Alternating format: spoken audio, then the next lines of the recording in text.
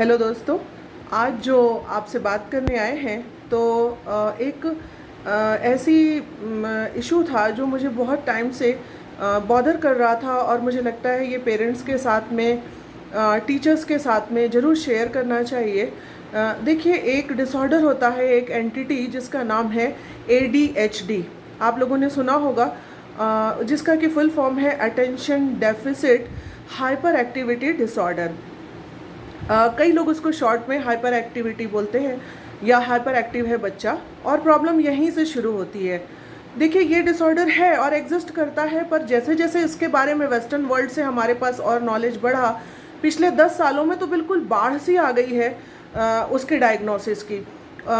और मेरा ये कहना है, और स्कूल गोइंग बच्चे और यंग बच्चे हैं ये, तो मेरा ये कहना है कि कोई बच्चा अगर उसको कोई परेशानी हो रही है तो वो डायग्नोस ना हो, ये तो बहुत ही गलत बात है। लेकिन अगर वो परेशानी उसको नहीं है और आपने वो किसी भी वजह से वैसा लेबल कर दिया उस बच्चे को, ऐसा बता दिया कि ये हाइपर एक्टिव है, बहुत ही लूज टर्म है हाइपर एक्टिविटी।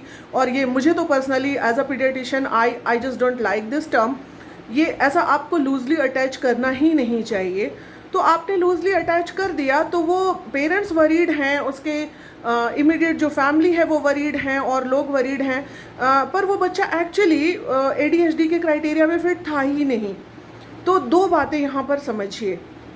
पहली बात कि कभी भी आप उसकी पूरी मेरा कहना है स्कूल से भी और स्कूल्स के मैनेजमेंट से भी कि वो आप अपने टीचर्स और साइकोलॉजिस्ट जो कि ऐसे बहुत अच्छा काम करते हैं बच्चों के साथ में, पर समहाउ मुझे मेरा पर्सनल एक्सपीरियंस मैं कह सकती हूँ मेरी प्रैक्टिस का, कि बहुत सारे पेरेंट्स और बहुत अच्छे स्कूल से कि हमारे बच्चे को तो बोल दिया कि वो हाइपर एक्टिव है तो आप ट्रीटमेंट लें, आप काउंसलिंग लें, ऐसा बोल दिया गया है। और एक दो केस ऐसे हो गए जिसमें कि ऑलरेडी ट्रीटमेंट शुरू किया जा चुका है पेरेंट्स के द्वारा, क्योंकि वो इतना जब भी एक देखिए, एक पेरेंट्स की ये टेंडेंसी होती है, और आप लोग समझ सकते हो कि जब भी आपको आपके बच्चे के बारे में कुछ भी निगेटिव बोलने के लिए बुलाया जाता है तो आप पहले से ही बहुत डिफेंसिव और बहुत स्ट्रेस में रहते हो कि ना जाने क्या हो गया, बच्चे ने क्या कर दिया, और कहीं ना कहीं वो खुद पे ब्लेम लेते हैं जो उनके पूरे परिवार में एक स्ट्रेस का कारण बनता है।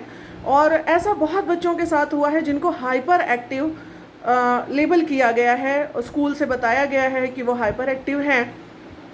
और मेरा कहना ये है कि दो बातें, जो मोटा क्राइटेरिया है कि उनकी एज से के अनुरूप से, एज का जो उनकी एज है उससे ज़्यादा उनकी एक्टिविटी का लेवल दिखे, जो अटेंशन वो ना कर पाएँ, किसी चीज़ में अटेंशन ना दे पाएँ जो कि उस एज के लिए उनको देना चाहिए था।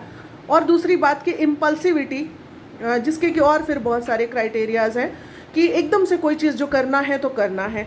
पर मुझे एक बहुत पतली सी लाइन है डिफरेंशिएशन की कि हाइपर एक्टिविटी या इंक्रीज्ड एक्टिविटी तो एक बच्चे का गुण है।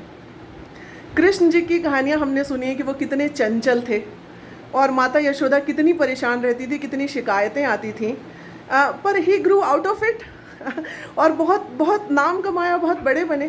तो मेरा ये कहना है कि एक बच्चे को अगर वो इंक्रीज्ड लेवल ऑफ एक्टिविटी है सिर्फ, तो इस बेसिस पे आप उसको हाइपर एक्टिव डिक्लेयर नहीं कर सकते, वो ADHD नहीं कह सकते आप उन बच्चों को। कई बच्चे जो हैं वो टीचर्स को ओबे नहीं करते हैं, नहीं कर सकते हैं, तो वो क्योंकि मैनेज नहीं होते इसका ये मतलब नहीं है कि उनको कुछ प्रॉब्लम है।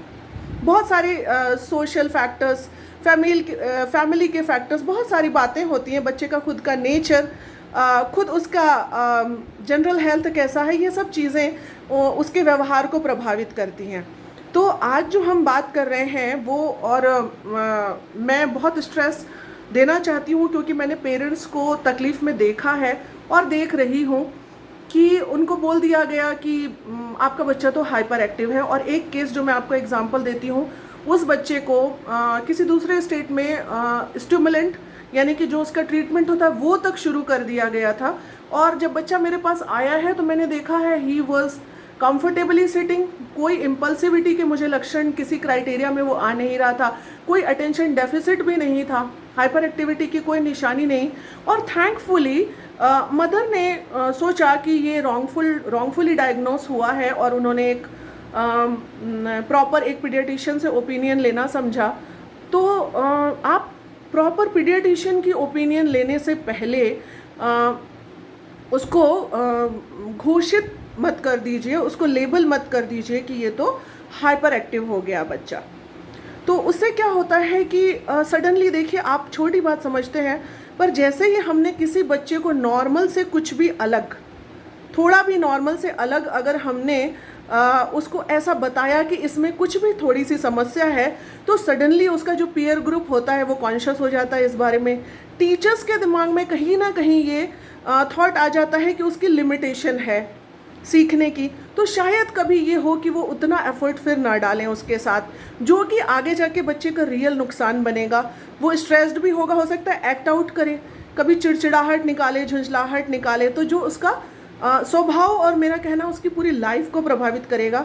सिर्फ ये डायग्नोसिस नहीं, कोई भी डायग्नोसिस अगर प्रॉपर ट्रेंड प्रोफेशनल्स के द्वारा नहीं हुआ तो वो सबको ही परेशानी में डालता है। पर ये केस के बारे में मैं बात करना चाहती थी, क्योंकि मुझे बहुत सारे पेरेंट्स भी ऐसा बोल देते हैं कि हाइपर एक्टिव है ये बच्चा। ऐसा किसने बताया है और कैसे आपको समझ में आया? क्या आपने उसके क्राइटेरिया के बारे में जानकारी ली है? क्या आपने कोई कोशिश करी है कि कोई प्रॉपर जो प्रोफेशनल है उनसे बात पूछी जाए? नहीं, उन्होंने कोशिश नहीं की है।